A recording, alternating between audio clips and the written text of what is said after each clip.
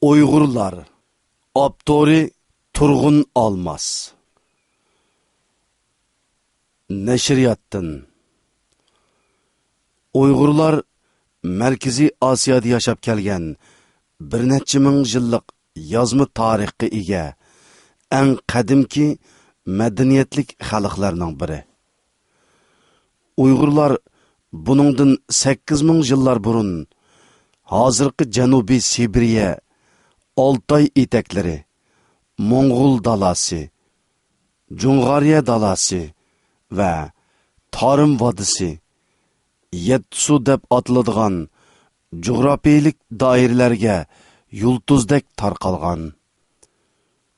Uyg'urlar o'zlarining taraqqiyot tarixida nihoyatda saltanatlik davrlarni besib o'tgan. Bu millat dastlabida o'zlarining ajdodi va qon qarindoshi bo'lgan Hunlarning ulug' O'g'iz Hun Tangirqutliqi milodidan ilgiriki 240-yildan milodi 216-yilgacha hukm surgan.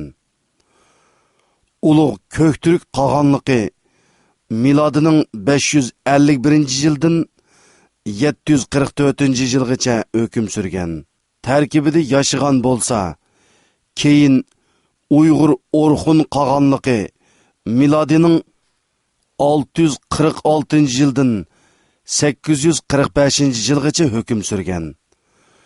Qarxonilar davlati 850-yildan 1212-yilgacha, Uyg'ur Idiqut xonligi 850-yildan 1335-yilgacha, Kangsu Uyg'ur xonligi 870-yildan 1036-yilgacha, Yarkent Saidiya xonligi 1504-yildan 1678-yilgacha qatorliq qudratlik davlatlarni qurgan. Uyg'urlar mana shu ko'p asrlik tarixiy davrlarda Markaziy Osiyoda qudratlik siyosiy kuch bo'lib, o'zlarining siyosiy, jug'rafiyalik tarixini va parlaq, mo'l mahsulotliq madaniyat tarixini yaratgan.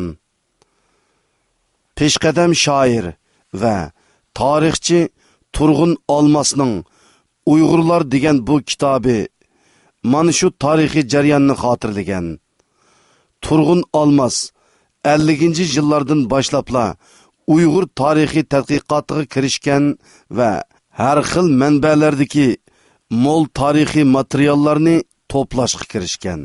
Astoydil va mas'uliyatchan Turg'un Almas tarixga tarixchilik ko'z qarash bo'yicha ilm tariqasida muomala qilib, 30 yillik jafoliq izdinish va mushaqqatlik amgiki orqali bu kitobida tariximizning qadimki zamon va o'ttir asrdagi haqiqiy qiyofatini yezib chiqdi.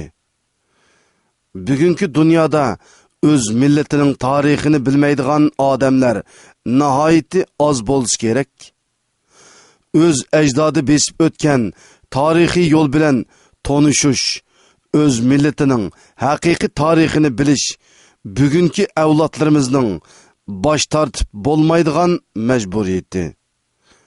1989 yil Urumchi.